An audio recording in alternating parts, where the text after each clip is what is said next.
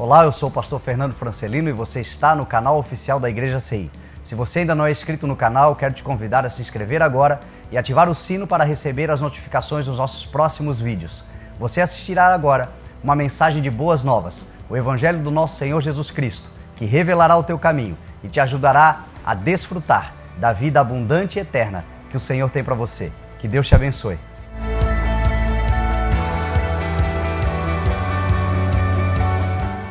Tito, carta que Paulo escreveu a Tito.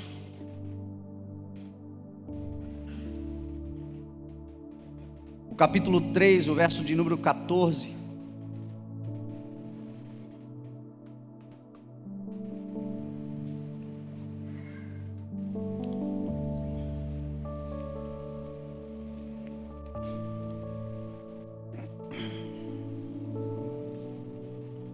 Diz assim a palavra do Senhor: quanto aos nossos, que eles aprendam a dedicar-se à prática de boas obras, a fim de que supram as necessidades diárias e não sejam improdutivos. Quanto aos nossos, que eles aprendam a dedicar-se à prática de boas obras, a fim de que supram as necessidades diárias e não sejam improdutivos. Amém? Pai, nós te damos, Senhor, mais uma vez louvor. Nosso coração está alegre porque nós sabemos que o Senhor aqui está. E na tua palavra nós reconhecemos, Senhor, a nossa garantia, o nosso sustento. Na tua palavra nós reconhecemos a provisão, a revelação, Senhor, que nos ajuda a vencer nesta terra. E nós pedimos mais uma vez que a tua palavra, Senhor, nos oriente, nos ajude, Senhor, a realizar as boas obras que o Senhor requer. Nos ajude, Senhor, a fazer aquilo que está no teu coração como plano do Senhor para as nossas vidas. É a tua palavra que nos ensina que muitos são os nossos planos, muitos são os nossos desejos, muitos são os nossos projetos, mas o que prevalece é a tua vontade, os teus desígnios, aquilo que o Senhor estabeleceu pela tua soberana autoridade. E é pela tua palavra que nós entendemos e nós te pedimos nesta noite, Senhor, dá-nos uma porção abençoada da tua palavra, em nome de Jesus. Amém. Graças a Deus. Quando eu conto o meu testemunho, tenho a oportunidade de falar o meu testemunho, eu sempre digo algo, sem presunção alguma, mas eu faço questão de dizer que eu me tornei um especialista na graça. E quando eu digo que é sem presunção, é porque essa especialidade, essa condição de conhecedor da graça de Deus, ela não existe, ou ela não veio, eu não aprendi por meio de doutrinas, não aprendi por meio de conhecimento. Apesar da palavra de Deus ensinar muito sobre graça, a palavra do Senhor instruir muito sobre a graça de Deus, o que é a graça de Deus, para mim especialmente, ela não foi uma doutrina, ela não se apresentou como um ensino, mas como uma experiência. Eu entendi o que é a graça e eu aprendi sobre graça e eu conheço a graça de Deus não porque alguém me disse sobre ela, mas porque eu experimentei ela na minha vida, de uma maneira transbordante.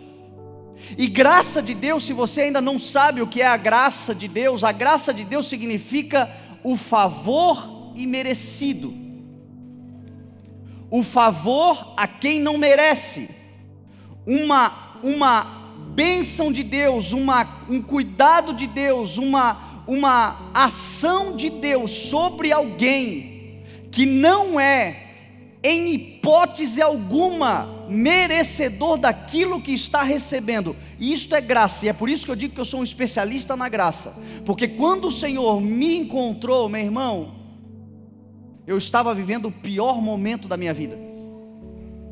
Eu estava vivendo a fase mais deplorável da minha vida. Eu estava vivendo uma condição espiritual, mental, emocional, de frustrações, de desânimo, até mesmo de incredulidade. Eu já estava relativizando o próprio Deus, porque o Deus era o Deus do meu pai, o Deus era o Deus da Bíblia, o Deus era o Deus das palavras que eu havia ouvido na infância, mas eu ainda não havia conhecido Deus. E a graça é graça, e por mim e em mim foi graça, porque eu não fiz absolutamente nada para merecer o dia em que o Senhor mudou a minha vida. Eu não sei quanto a você, mas eu reconheço com todas as minhas forças de que eu não merecia fazer o que eu estou fazendo, de que eu não merecia sequer estar vivo, de que eu não merecia a família que Deus me deu, de que eu não merecia a saúde que hoje eu desfruto. Mas um dia, pela sua graça, o Senhor olhou para mim e me deu essa oportunidade.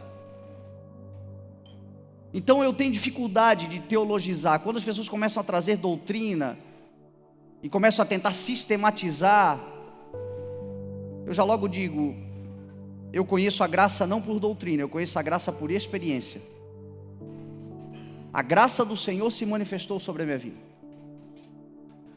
E eu acredito que, se nós formos coerentes, cada um de nós aqui entende, reconhece que vive o que vive por conta da graça, que tem o que tem por conta da graça, em algum momento recebeu favor de Deus imerecido. Até mesmo aqueles que consideram-se mais corretos, mais certinhos, até mesmo aqueles que dizem: eu vim pelo amor, ainda assim o amor de Deus é graça para conosco. Tudo é graça. Reconhecer a graça de Deus é muito importante, até mesmo para nós mantermos um conceito equilibrado sobre nós mesmos. Reconhecer a graça de Deus é muito importante, até mesmo para nós não nos tornarmos algozes, carrascos na vida de ninguém, apontando o dedo para alguém, olhando cisco nos olhos de irmãos, enquanto o Senhor diz que tem uma trava nos nossos olhos, e a trava dos nossos olhos não sai senão pela graça, não sai por mérito, não sai por força e capacidade intelectual, não sai. A trava dos nossos olhos, quem tira escama dos olhos é a graça do Senhor. Paulo ficou cego quando teve um encontro com Cristo, e o que lhe tirou as escamas dos olhos foi uma oração graciosa de um servo de Deus, enviado por aquele que é a expressão da própria graça, Jesus Cristo, que o enviou e lhe devolveu a capacidade de entender o esclarecimento sobre a vida. É graça de Deus. Por isso que é muito perigoso alguém que já está numa condição espiritual mais elevada pela experiência que já vem tendo com o Senhor, pelo crescimento que teve, pelas aprendizagens que teve no Senhor, por tudo aquilo que o Senhor já lhe transferiu pela sua graça. É muito perigoso se colocar numa condição superior moral. É muito perigoso. Paulo vai dizer assim: aquele que está em pé, cuide-se para que não caia. Às vezes nós vemos pessoas que, com o passar do tempo, vão se tornando duras, vão se tornando insensíveis, porque se esquecem que aquele tropeço, que aquele levanta e cai, que aquela condição ainda de luta contra a carne, naquela condição ainda de muitas vezes parecer um perdedor diante dos desafios, um dia nós estávamos lá também. E se nós conseguimos sair de lá, não dá para olhar no espelho e dizer assim: como eu sou bom, como eu sou boa. Foi graça de Deus. E guardar esse entendimento de que é graça, não apenas a graça que nos salva, mas a graça que nos sustenta também. Porque um dia o Senhor me alcançou com a sua graça para a salvação.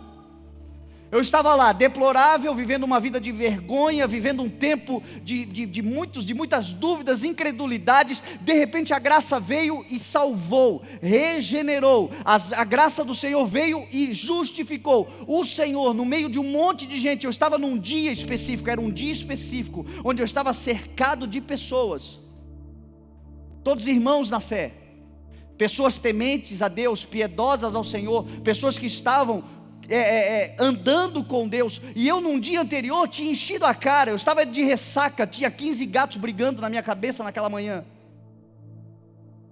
quando de repente eu fui batizado com o Espírito Santo. Como é que você explica um negócio desse? Só se você reconhecer graça, só se você crer no favor imerecido de Deus. E aquela graça foi tão extraordinária que me tocou e começou a tocar a todos. No final estava todo mundo cheio do Espírito Santo de Deus. Graça para todo mundo. Mas a graça, ela salva, mas ela também é para todo dia. Eu continuo dependendo da graça de Deus. Eu continuo dependendo de uma medida de graça para suportar, para viver, para permanecer vivo. As misericórdias de Deus são as causas de nós não sermos consumidos. Elas são novas a toda manhã, todas as manhãs. O que é isso? É a graça. Então não foi só para ser salvo que eu precisei da graça de Deus. Eu continuo precisando da graça de Deus para pregar agora para você. O favor de Deus para conseguir compartilhar o que Deus colocou no coração. Então é muito perigoso, guarda isso. Porque vai chegar o dia que o Senhor vai te colocar em lugares altos. Só que esses lugares altos é nele, por ele e para ele, por conta da graça dele. Não se coloque nunca, jamais numa condição de superioridade moral, porque está cheio de irmãos na fé, que uma vez que foram regenerados pela graça, agora se tornaram caçadores de pecadores. Querem ver a família sendo regenerada, os amigos sendo regenerados, mas se esqueceram que foi pela graça que fomos salvos. E isso não vem de nós. Enquanto houver acusação, enquanto houver perseguição, enquanto houver condenação, não haverá arrependimento. O que conduz ao arrependimento está muito claro na palavra de Deus: é a bondade do Senhor. A bondade do Senhor nos conduz ao arrependimento, porque o seu amor nos constrange, porque nós percebemos que um morreu por todos, e este um morreu por todos os seus inimigos. Quando a graça nos alcançou, nós éramos adversários, inimigos de Deus. Então a gente não pode se esquecer nunca: pela graça somos salvos, e isto não vem de nós, é presente de Deus. É dom de Deus, é amor de Deus, é reconciliação que parte dele por nós, para nós. Jesus disse: não foram vocês que me escolheram, fui eu que escolhi vocês. Isso é graça. Então entenda, mais do que entender, experimente essa graça hoje, porque essa graça está liberada hoje para você. Talvez você tenha aí no teu coração, na tua vida, na tua história, coisas que te culpam, que te condenam, coisas que te afligem, sentimentos de rejeição, sentimentos de indignação. São tantas coisas que nos ferem na caminhada da vida, seja por aquilo que fizemos, seja por aquilo que fizeram contra nós. Mas deixa eu dizer para você, existe uma boa medida de graça repartida do próprio Cristo hoje para nós, para você como igreja. Receba esta graça, receba este favor, receba, tão somente diga: eu recebo, só isso.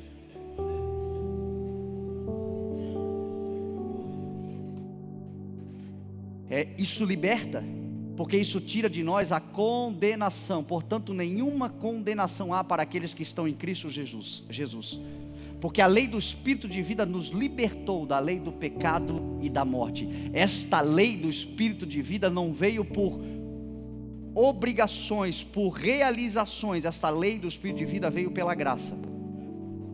A lei foi dada por intermédio de Moisés, graça e verdade vieram por intermédio de Cristo.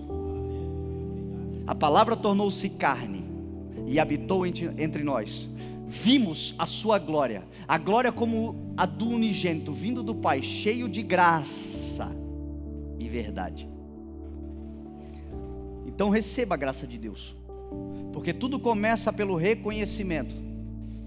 Eu recebi, é favor. Quantos aqui foram salvos pela graça? Possivelmente com você aconteceu uma coisa que comigo também aconteceu. Quando eu entendi, quando eu recebi, quando a graça de Deus se manifestou, a própria graça de Deus que me salvou, o Espírito de Deus que agora tinha me tocado, me lavado, eu me senti como alguém que estava tomando um banho na alma, um banho no Espírito. Eu me senti como alguém que estava sendo lavado. Agora o interessante é que nesse mesmo dia, neste acontecimento, eu senti também do Espírito um impulso, um ímpeto, uma forte disposição em realizar. Quando a graça de Deus tocou no meu coração e eu entendi o tamanho do amor de Deus, eu senti agora não como uma obrigação, não foi algo que me trouxe uma obrigação, mas uma necessidade. Eu me senti como alguém necessitado, como alguém que precisava anunciar as grandezas dessa graça.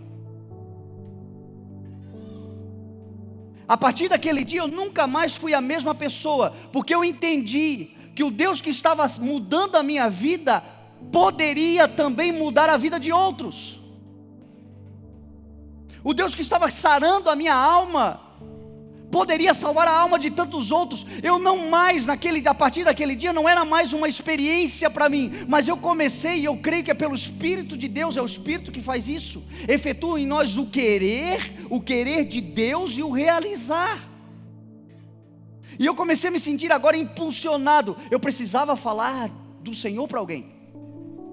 Eu conhecia e conheço muitas pessoas que eu sei que se elas ouvirem que Cristo vive, a vida delas vai mudar. Se elas ouvirem que Deus é amor, a vida delas vai mudar. Se elas ouvirem que nas impossibilidades delas, nada é impossível para Deus, a vida delas vai mudar. Então a mesma graça que me salvou, também me impulsionou. Eu não consegui mais, eu passei a viver uma paz inquieta, uma inquietude pacífica. Não era um incômodo, não é um incômodo, porque às vezes as pessoas dizem: o Espírito Santo está me incomodando, parece que o Espírito Santo é alguém que fica te perturbando a mente. Não é isso. A Bíblia diz que o Deus é um Deus de paz, é o Deus da paz, que excede todo entendimento, mas ao mesmo tempo que dá paz, dá uma inquietude, é uma paz inquieta. Eu estou em paz, mas ao mesmo tempo eu estou impulsionado, inquieto, porque eu sei que alguém precisa ouvir falar de Jesus. Eu sei que Deus pode mudar a vida de alguém, e é o Espírito de Deus que faz isso. E estas são as tais das obras. Estas são as tais das obras que nós acabamos de ler aqui. O Senhor que nos salva, o Senhor que nos regenera, o Senhor que nos acolhe, o Senhor que nos transforma, Ele nos faz também agentes transformadores, agentes de transformação.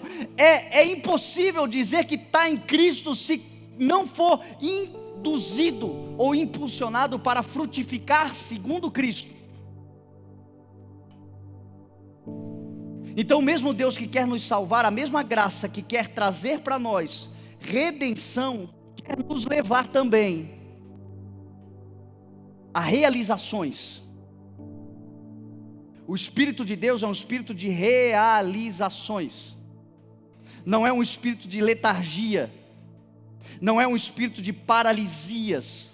Não é um espírito que nos coloca numa condição de inércia. Não, o Espírito de Deus quer nos levar à movimentação, quer nos levar a conquistar, quer nos levar a multiplicar, quer nos levar a avançar, quer nos levar a outros territórios, levando e manifestando esta imensa e poderosa graça que nos alcançou e hoje faz de nós agentes. Ação. Jesus Cristo é ação. Agora entenda que isto não tem a ver com a salvação. Você é salvo, eu sou salvo pela graça. Paulo vai dizer aos Efésios: vocês são salvos pela graça mediante a fé. Isso não vem de vós, é dom de Deus, não por obras, para que ninguém se glorie. Obra não salva ninguém. Obra não leva ninguém para o céu. Obra não justifica ninguém diante de Deus, porque para as suas obras serem maiores e te justificarem mais do que as de Cristo te justificou, você precisa ir pelo menos para a cruz, morrer pela humanidade, sem pecado.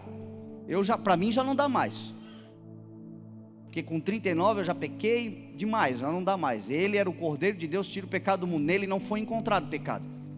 Então se houver alguém ainda que nunca pecou e quiser se justificar por meio de obras, a Páscoa está quase chegando. Talvez dá. Então não é por obras, para que ninguém se glorie.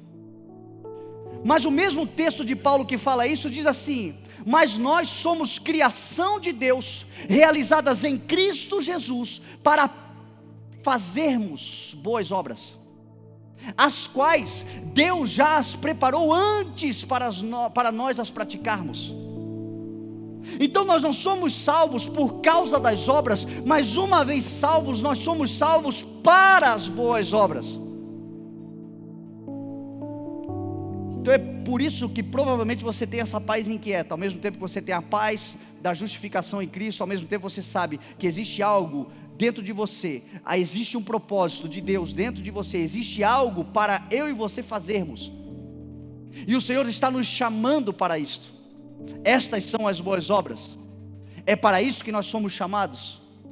Paulo vai dizer a Tito, o texto que nós acabamos de ler, quanto aos nossos, Paulo está falando para quem? Para a igreja, está falando para a igreja de Creta, a igreja que Tito estava pastoreando. Quanto aos nossos, que eles aprendam a dedicar-se à prática de boas obras, a fim de que supram as necessidades diárias e não sejam improdutivos. As obras de Deus para nós realizarmos são obras que nos dão o senso de utilidade, o senso de produtividade, o senso de pertencimento. Todos nós pertencemos a um reino poderoso e inabalável, o reino de Deus. Nós fomos tirados das trevas e transportados para o reino do seu Filho amado, diz a palavra do Senhor. Mas nesse reino de Deus seremos úteis, produtivos, proativos em nome de Jesus. Não por obras, para que ninguém se glorie, mas nós somos criação de Deus, realizadas em Cristo Jesus, para fazermos boas obras, as quais Ele preparou antes, para nós as praticarmos. Então tem obras maravilhosas, para eu e você praticarmos. Tem coisas poderosas. Lembra-se de Jeremias? O Senhor para Jeremias: Jeremias, antes de formá-lo no ventre, eu o escolhi. Antes de você nascer, eu o separei e o designei profeta às nações.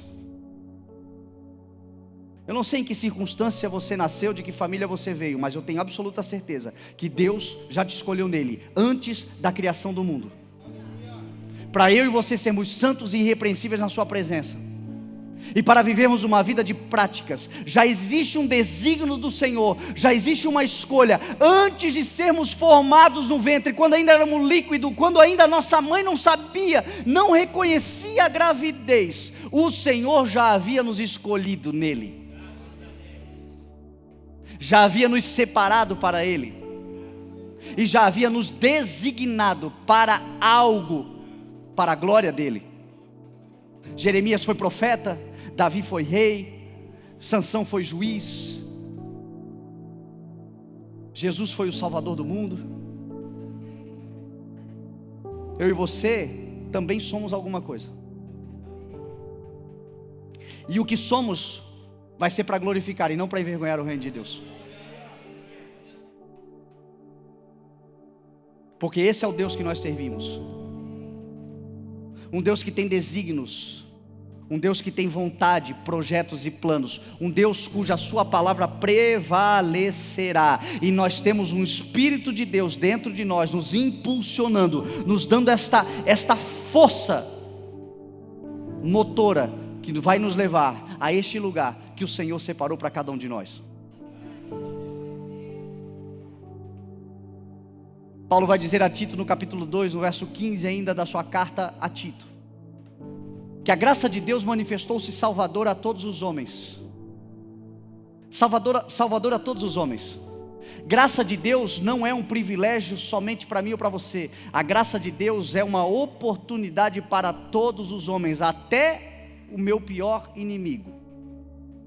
Se crer, será salvo. Até aquele que você não pode nem ouvir falar o nome dele ou dela, se ele ou ela crerem, serão salvos. A graça de Deus que manifestou-se salvadora a todos os homens é uma inclusão, é uma oportunidade, é uma porta escancarada para todo aquele que crê, porque Deus tanto amou o mundo que enviou pela sua graça o seu Filho unigênito, para que todo aquele que nele crê não pereça, mas tenha vida eterna. Deus não enviou o seu Filho para condenar, mas para que todos fossem salvos por meio dele. Sempre é totalidade, sempre é coletivo, sempre é para todo aquele que crer, até o pior inimigo. E eu estava me lembrando, no dia em que a graça de Deus me alcançou, naquele dia, eu estou falando especificamente do dia em que eu fui encontrado por Cristo. Naquele dia, naquele momento, quando a graça se manifestou, se o meu pior inimigo passasse na minha frente, eu pularia no pescoço dele, dava um beijo, um abraço, porque é isso que Deus faz. Se naquele momento ele viesse, isso aconteceria. Hoje eu tenho que vigiar.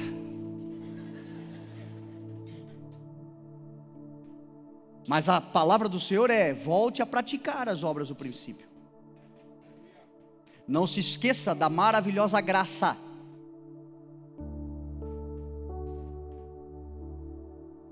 A graça de Deus que manifestou-se salvadora a todos os homens, e ela nos ensina a renunciar às impiedades e às paixões mundanas. Renúncia da impiedade é aquela vida de desobediência, aquela vida daquele que conhece qual é a vontade de Deus, mas resolve viver a desobediência. O Senhor está dizendo a mesma graça, por isso que graça não é só para salvar, graça é para todo dia. Eu fui salvo pela graça e acabou, não tem quem me roube do amor de Deus, não tem quem me arranque das mãos do Senhor, diz a palavra. Mas eu ainda dependo de graça para renunciar às impiedades e às paixões mundanas todos os dias. A graça de Deus que ensina a renunciar às paixões mundanas, impiedade, a viver nesta era uma vida sensata, justa e piedosa.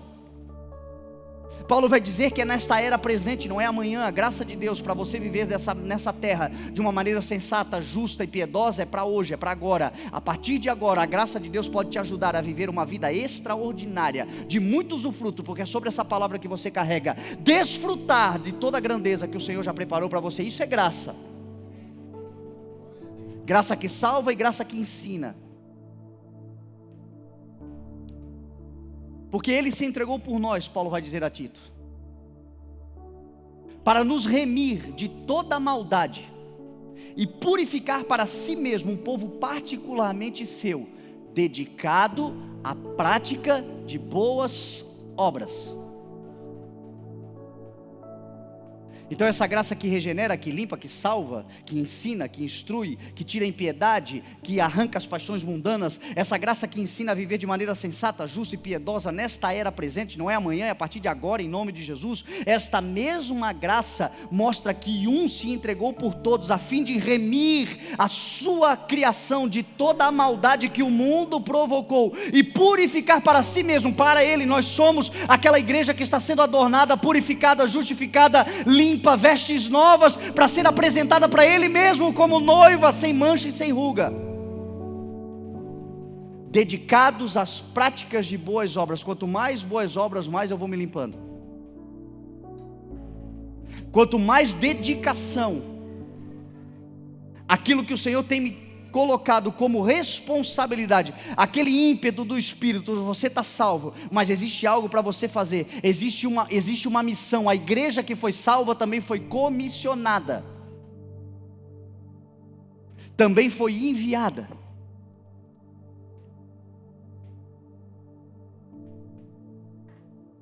Paulo ainda vai dizer na sua carta aos Coríntios, no capítulo 3 da primeira carta, a partir do verso 11, que ninguém pode colocar outro alicerce além daquele que já está posto, que é Cristo Jesus. Guarda isso no teu coração. Não existe outro caminho, não existe outra base, não existe outra forma de você viver uma vida na plenitude do Espírito e na certeza de que você está exatamente onde você foi criado para estar, se a sua vida não começar em Cristo. Ele é o princípio, Ele é o alfa, Ele é o primeiro, Ele é o único. E ninguém pode colocar outro alicerce além daquele que já está posto. Tem gente colocando outros alicerces para edificar uma casa. Tem gente colocando a sua expectativa, a sua esperança, a sua fé, a sua fidelidade, a sua lealdade, a sua confiança em outros alicerces. E a Bíblia diz: ninguém pode colocar outro alicerce além daquele que já está posto, que é Cristo. Se alguém constrói sobre esse alicerce, usando ouro, prata, pedras preciosas, madeira, feno ou palha, a sua obra será mostrada, porque o dia a trará à luz. Esse dia é o dia do Senhor, é o dia que o Senhor se manifestará, pois será revelada pelo fogo, que provará a qualidade da obra de cada um. Olha as obras aqui aparecendo novamente.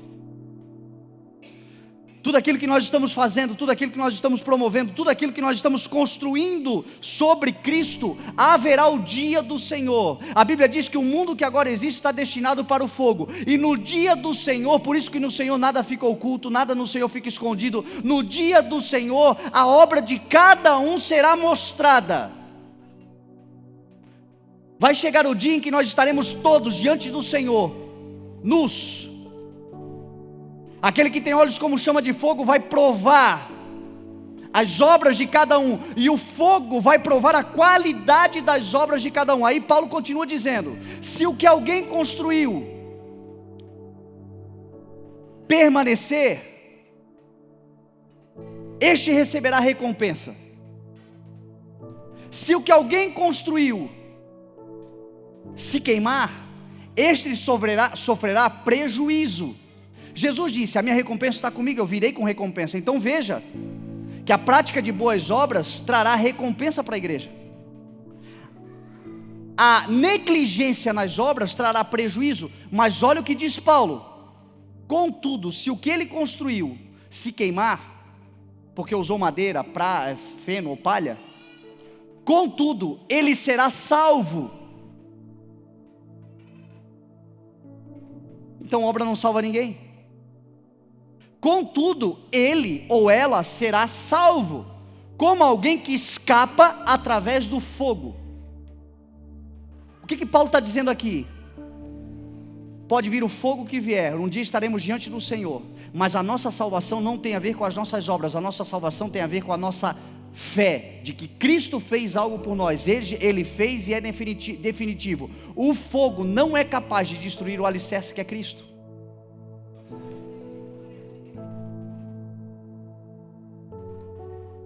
Agora, o texto também mostra uma coisa interessante. Se é possível eu construir algo usando ouro, prata, pedras preciosas, porque o Senhor vai me dar essa condição, porque o meu relacionamento com Deus, porque a obediência à palavra, porque a lealdade àquilo que o Senhor tem colocado na minha mão, porque a diligência me levará a isso. Se é possível construir algo de ouro, de prata, de pedras preciosas, aqui a gente está falando de valores eternos, por que eu vou usar madeira, feno ou palha? Se é possível fazer o melhor, por que eu vou fazer de qualquer jeito? Se é possível ser um melhor pai, por que eu vou ser um pai tão ruim? Se é possível eu me qualificar como marido, por que eu vou continuar sendo esse chato? Se é possível eu ser uma esposa mais melhorada, mais dócil, por que eu vou continuar essa encrenqueira?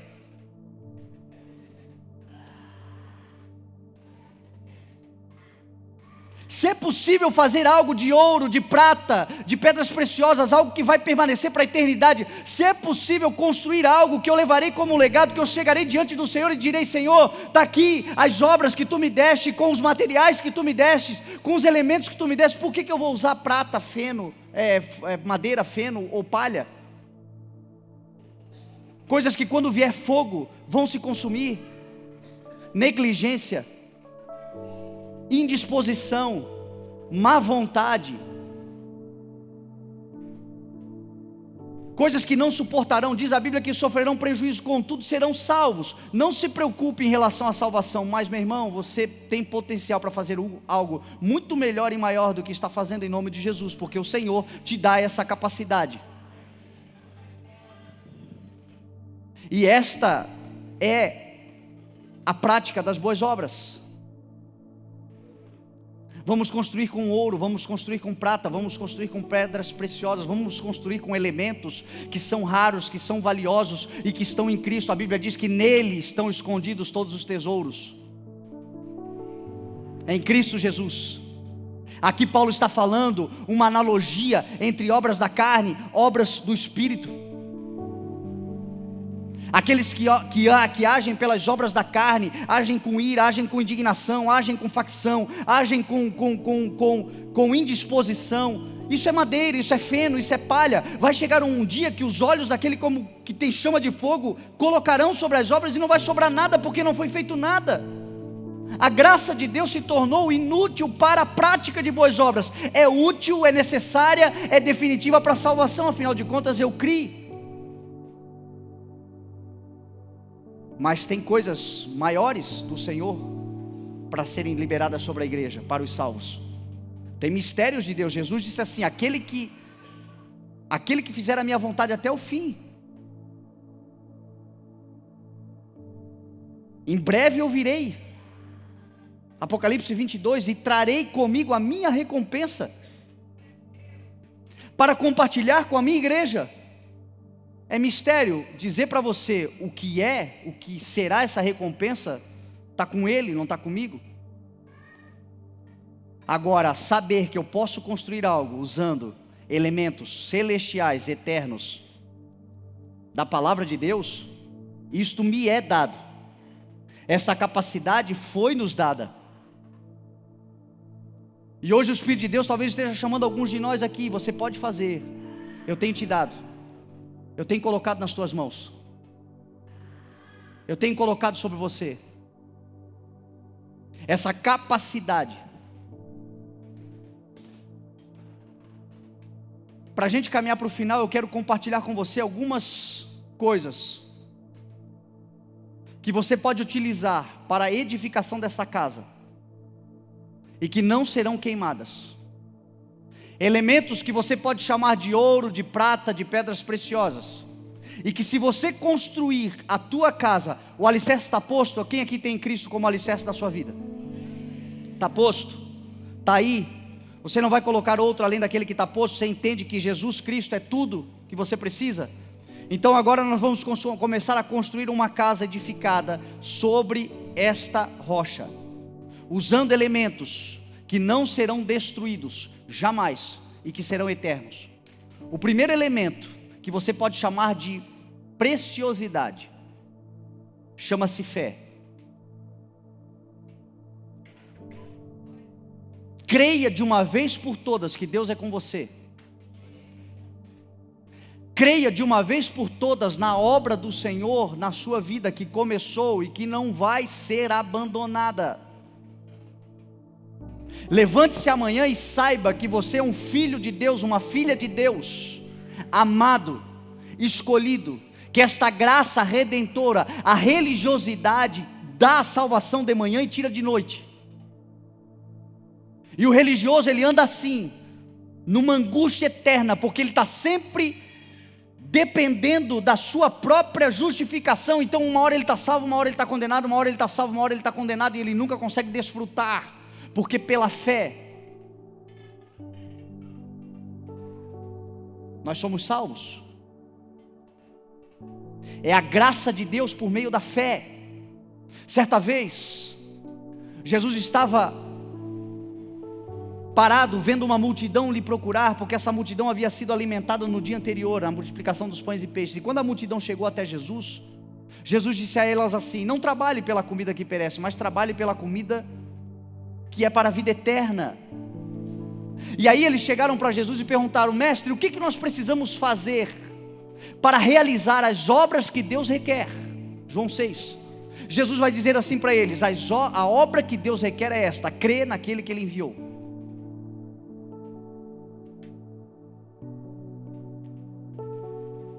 Esta é uma coluna para a edificação da sua casa.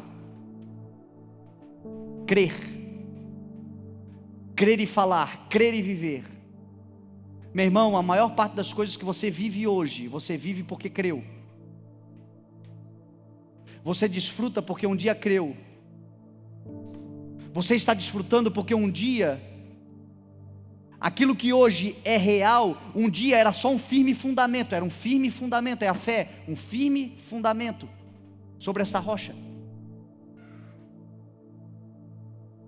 Uma certeza de coisas que você espera, ainda que você não tenha como prová-las, mas você sabe aqui dentro. É uma visão que Deus te deu, é um sonho que Deus te deu, é um projeto que Deus te deu, é algo que te faz acordar pela manhã, é algo que te inspira. Creia e viva, creia e comece a construir baseado nisso. A fé é um elemento precioso para a construção, e a fé, meu irmão, ela vai prevalecer e permanecer no dia do fogo. Um segundo elemento, o amor. Meu irmão, não dá para construir nada sem amor. Ainda que fale língua de anjos e de homens, se não tiver amor, é como um sino que ressoa, é como um prato que retine.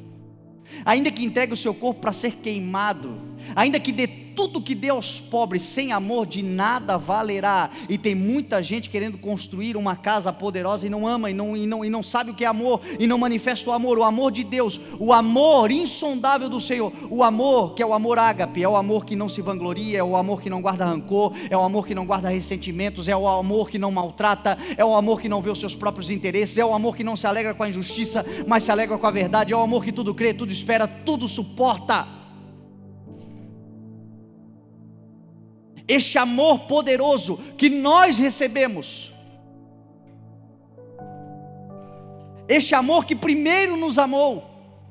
A Bíblia diz que nós o amamos porque Ele nos amou primeiro. A Bíblia diz que aquele que não ama não conhece a Deus, porque Deus é amor.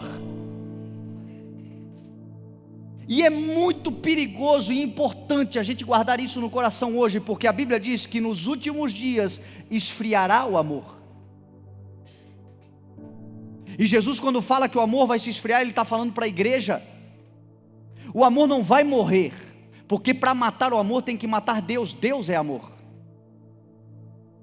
Mas o amor se esfria quando a igreja se esquece. Foi o que Jesus disse para a igreja de Éfeso. Essa igreja de Éfeso que ouviu que foi salva pela graça, por meio da fé, não por obras, para que ninguém se glorie, mas que foi chamada para a prática de boas obras, porque é criação de Deus em Cristo. Esta mesma igreja lá em Apocalipse ouviu do Senhor: contra você eu tenho algo, você perdeu o primeiro amor. Volte a praticar as obras que você praticava no início, senão eu virei até você e tirarei o candelabro do lugar. O candelabro é a igreja. O Senhor estava dizendo assim: se você não voltar a amar como no princípio, o amor que você recebeu de mim, perde todo o sentido você ter comunhão com o meu povo, porque a comunhão com o meu povo, na falta de amor, vai haver amargura, e o meu povo está na terra para manifestar o tamanho e a grandeza do meu amor. Então, meu irmão, amor não é uma opção, amor é um mandamento,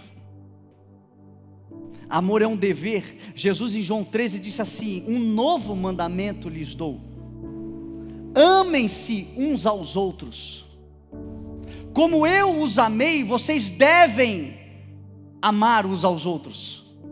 Com isto todos saberão que vocês são meus discípulos, se vocês se amarem uns aos outros.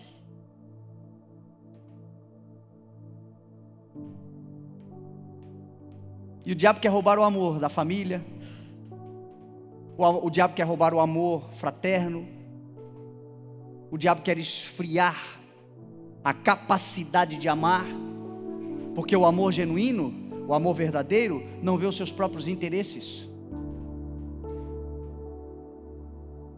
Tudo espera, tudo crê, tudo suporta. Este é o amor de Deus. E por que Deus tem a ousadia de nos obrigar? Porque basta olhar para Ele. Não é esse o amor? Quem que tudo suportou, quem que tudo creu, quem que não se vangloriou? Quem que se esvaziou de si mesmo? Quem que não agiu com ira? É Cristo. E Cristo está em nós, portanto em Cristo, não sozinhos, mas em Cristo nós somos capazes de amar. E se nós quisermos construir uma casa edificada sobre este alicerce, usando materiais preciosos, a Bíblia diz que o amor vai permanecer. O amor é algo que vai nos levar diante de Deus e vai ficar conosco a eternidade, porque Deus é amor. E Jesus está dizendo: amem-se uns aos outros. Jesus usa a palavra 3 vezes uns aos outros. Uns aos outros significa Aleluia. Por isso que o nosso ministério de louvor é Aleluia. Uns aos outros. Não é nós e os outros, é uns para com os outros e todos para Deus. Uns aos outros. É este o amor que o Senhor quer que nós tenhamos uns com os outros. Se você construir uma casa edificada em amor, não tem fogo que destrua. Se você está construindo a sua família edificada em amor, não tem fogo que destrua. Se você está construindo a tua carreira profissional baseado em amor, por propósito e não por necessidade, não tem nada que vai destruir. Porque tudo aquilo que a gente faz por amor permanecerá. É uma casa edificada sobre Cristo, a expressão exata do verdadeiro amor de Deus. Número 3, essa aqui é muito importante: perdão. Você quer construir uma casa que o fogo não destruirá? Perdão.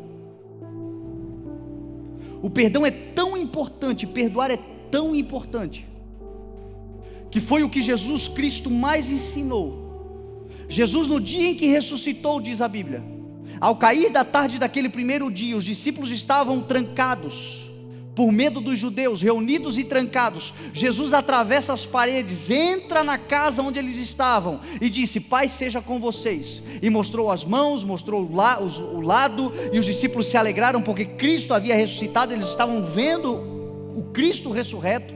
E novamente Jesus disse: paz seja com vocês. Assim como o Pai me enviou, eu os envio.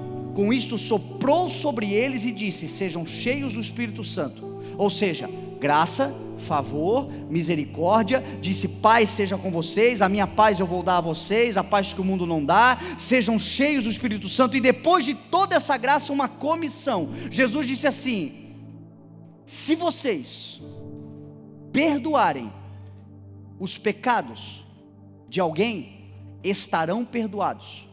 Se não perdoarem, não estarão perdoados. Alguém precisa de perdão aqui? Alguém precisa chegar diante do Senhor e dizer: Senhor, me perdoa por alguma coisa? Será que alguém aqui tem a hombridade, a coerência de reconhecer que precisa de perdão, que errou, que erra? Olha Jesus, gente, aprenda isso, por favor, porque isso vai mudar a tua vida. Olha Jesus na oração do Pai Nosso: Pai nosso que estás no céu, santificado seja o teu nome, venha a nós o vosso reino, seja feita a tua vontade aqui na terra como nos céus, o pão nosso de cada dia nos dai hoje, perdoai as nossas dívidas, assim como nós perdoamos os nossos devedores. Jesus ensinou que para orar pedindo perdão tem que primeiro perdoar.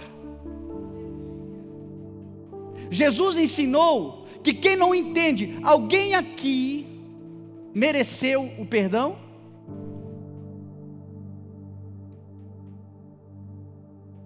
Então Jesus está dizendo assim: se vocês perdoarem, vocês serão perdoados. Se vocês não perdoarem, vocês não serão perdoados. Meu irmão, eu vou te falar algo, um testemunho particular. Eu vivi esta experiência na minha vida e mudou a minha história. Você sabe por que é tão difícil perdoar? Bota na tua cabeça: perdão é perder. Por isso que é difícil. Porque perdoar significa perder.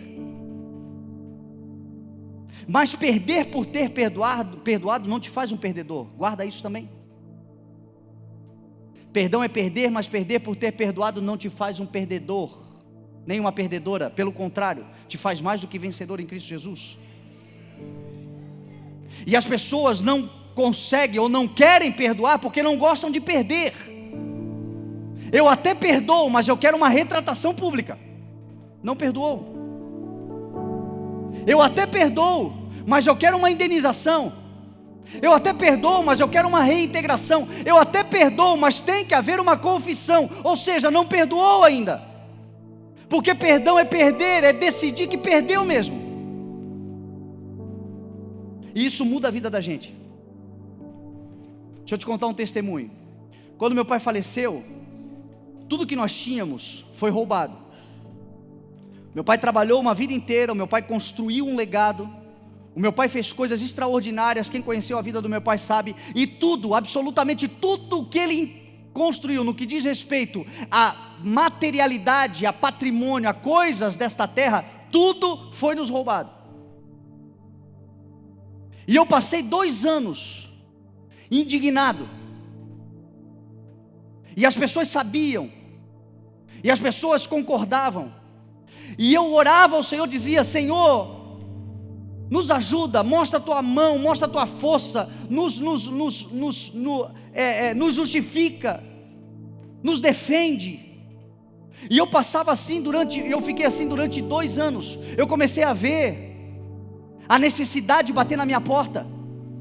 E eu olhava e via aqueles que haviam feito o que fizeram, usufruindo, desfrutando e contando vantagem em cima daquilo que eles não construíram. E meu irmão, eu não estou falando para você de coisas simples, eu estou falando para você de milhões. E eu comecei a ver o meu irmão passando necessidade. Eu comecei a ver a minha mãe passando necessidade. Eu comecei a passar necessidade. A minha mãe é uma mulher à moda antiga, que dedicou a sua vida, apesar de ter uma profissão, é formada em relações públicas, mas dedicou a sua vida à criação de filhos, nunca havia trabalhado. O meu pai faleceu, ela aos 50 anos precisou aprender uma profissão para poder sobreviver. O meu irmão foi trabalhar de entregador, de motoboy. Eu não passei fome, porque Deus começou a prosperar a minha esposa. E a minha esposa se tornou, por muito tempo, a mantenedora da casa. Porque tudo, meu irmão, é tudo. Você sabe o que é você não ter nada de um dia para o outro? Aquilo me dava uma indignação. E eu dizia ao Senhor: Senhor, eu perdoo eles, mas eu quero o que é meu. Eu perdoo eles, Senhor, mas mostra que Tu és conosco. Eu perdoo eles, Senhor, mas olha o que está acontecendo. O resultado disso, para encurtar a história, é que em 2012 eu fui parar 3 vezes no hospital, infartando. E eu chegava no hospital e o médico dizia assim: ainda bem que você chegou, porque você ia morrer, mas você não tem um problema coronário, você tem uma crise de estresse, e o estresse vai te matar.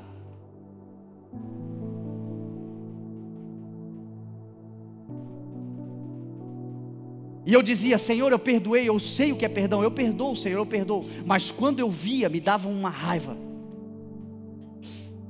Às vezes achava que estava tudo certo, daqui a pouco eu encontrava, subia um ódio. E eu ficava desesperado, eu não alimentava isso. Eu ia para o quarto chorar, dizendo: Senhor, eu não quero sentir isso. Eu sei que eu não posso sentir isso, eu sei o que é perdão. A Bíblia está dizendo: se você não perdoar, você não vai ser perdoado. Mas eu não consigo. E eu passei assim 2011, de abril de 2011 a 31 de dezembro de 2012. Adoeci, me amargurei, amargurava as pessoas, porque querendo mostrar a minha justiça, eu acabava me contaminando e afastando as pessoas, porque a gente quer pessoas que sejam cúmplices da gente, que concordem conosco. Até no dia 31 de dezembro de 2012, às 10 horas da noite, nós estávamos na casa do Fabiano, da Fê. Estávamos eu, a Elisa, o Fabiano, a Fê e o Bernardo, e nós estávamos prontos para fazer a ceia da virada do ano, quando eu estava no quarto sozinho, de novo orando, dizendo: Senhor, que 2013 seja diferente, eu não aguento mais. Senhor, que 2013 o Senhor me dê, eu não aguento mais. Até que eu ouvi do Espírito: Fernando, você precisa reconhecer que perdeu.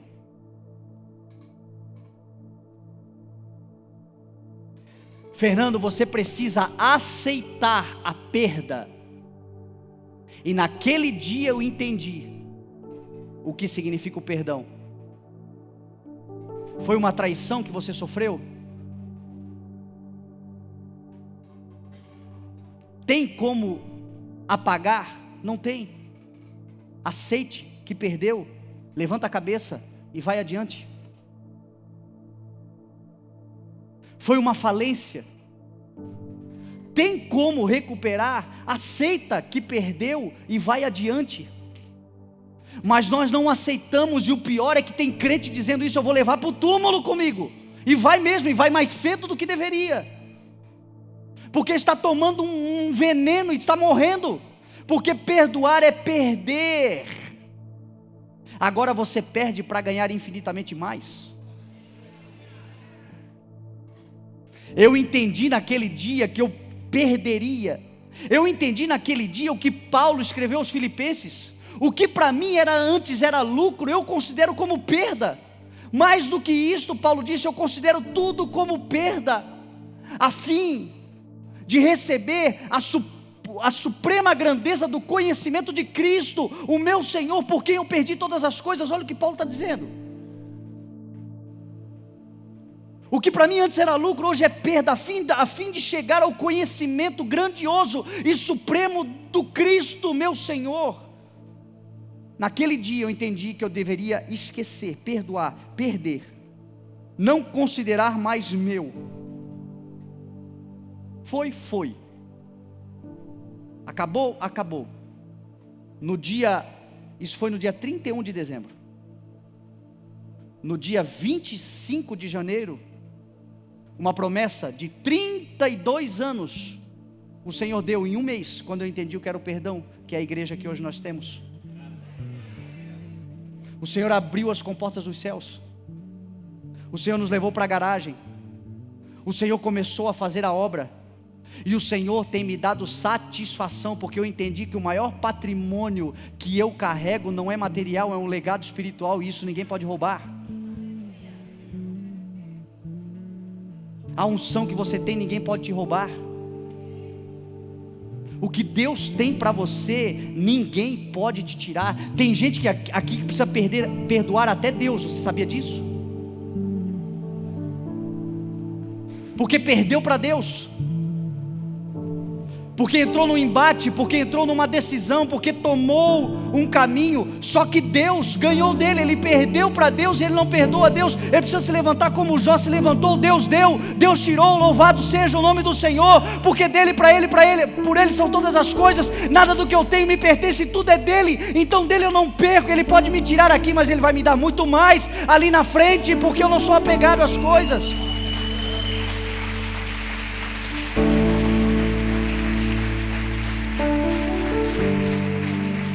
Guarda isto,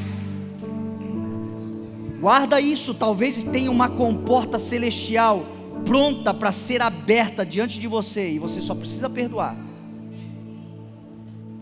Perde isso, porque o que o Senhor tem para você, nada se compara. Satisfação plena não está naquilo que os homens têm colocado as mãos, o que os homens têm tirado, ou o que os homens têm feito contra você. Está na confiança. A minha salvação vem dele, diz a palavra. Nós cantamos aqui: eu ergo os meus olhos para o monte, porque o meu socorro vem de lá, não vem da terra, não vem do que os homens podem fazer. O Senhor usa como matéria-prima para edificação e construção de algo poderoso sobre a sua vida, o nada. E talvez você esteja perdendo coisas na terra exatamente para conhecer o Deus que do nada traz à existência coisas que não existem, como se já existissem. Às vezes a gente precisa não ter mais nada para reconhecer que o Deus que nós servimos usa isto como matéria-prima para nos dar algo poderoso e maravilhoso que nós não imaginaríamos. O que eu tenho vivido nesses 7 anos, as experiências nesses 7 anos, a igreja que o Senhor tem dado a graça de poder pastorear, o crescimento da igreja, as coisas que estão acontecendo, nada aqui, meu irmão, tem a ver com mão humana. Tudo aqui é a bênção do Senhor, é a provisão de Deus sobre nós. Isso é extraordinário. Nesses poucos anos de entendimento, nasceu o Luca, nasceu a Bela, o B está indo muito bem, a família está indo muito bem. São tantas coisas maravilhosas que só são possíveis porque eu aprendi a perder. Quer ficar guardado lá no passado, agarrado em coisas? Tudo bem, mas guarda isso. Se você perder, você vai trocar madeira por ouro, palha por prata, feno por pedras preciosas. Porque o que você está perdendo aí, achando que é muita coisa, é madeira, feno e palha. E o que o Senhor tem para você é ouro, prata e pedras preciosas.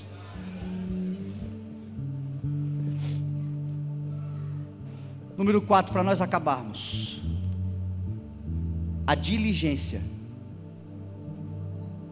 Eu iria falar sobre reconciliação, porque a reconciliação também é um bem precioso. A Bíblia diz que aqueles que estão em Cristo são nova criação, as coisas antigas já se passaram, eis que tudo se fez novo. Tudo isso provém de Deus, que nos reconciliou consigo mesmo e nos deu o ministério da reconciliação. Existem casos na vida em que você precisa perder e partir. Você perdoa e não haverá mais contato, mas existem outros que é possível uma reconciliação. E se for possível a reconciliação, isso glorificará ainda mais o nome do Senhor. Uma reconciliação familiar, uma reconciliação de amizade, e existem casos que é possível, meu irmão, isso é precioso. Se você pode se reconciliar, se há oportunidade, reconcilie-se, porque isso também é maravilhoso. E por último, a diligência. Provérbios 22, 29 vai dizer assim: viste alguém habilidoso, diligente no seu trabalho, perante os reis será posto, não trabalhará para gente obscura. Essas são as obras que Deus requer. As obras que Deus requer de nós é esta fé naquilo que Ele já fez, amor que recebemos dele compartilhado sobre a vida, no chão da vida. Vá semeando com amor, perdão, reconciliação e dedicação. Diligência aquilo que você já tem, diligência aquilo que o Senhor, a habilidade que o Senhor já te deu, a capacidade que o Senhor já te deu, o ministério que o Senhor já te deu. Meu irmão, guarda isto, essa palavra ela pode mudar a tua história, porque é a palavra de Deus. Se você está pensando em construir uma casa que vai gerar um legado para os teus filhos, que vai gerar um legado para gerações e gerações, que vai te colocar diante de Deus com as mãos cheias e não vazias, construa tudo que você construir com fé, amor, perdão, reconciliação e diligência. Daqui a alguns tempos nós nos encontraremos e você vai dizer: a minha vida mudou, a história da minha família mudou, a realidade da minha existência mudou, porque eu entendi que eu precisava crer, eu entendi que eu devia amar, eu entendi que eu precisava perdoar, eu entendi que havendo possibilidade de reconciliação eu reconciliei, e eu entendi que aquilo que veio nas minhas mãos eu fiz com todas as minhas forças, e fazendo com todas as minhas forças, a obra cresceu, porque junto comigo está um poderoso construtor, o Espírito Santo de Deus, me ajudando, me fortalecendo, cuidando da minha vida e da vida da minha família. Você crê nessa palavra em nome de Jesus? Vamos colocar de pé então e vamos orar.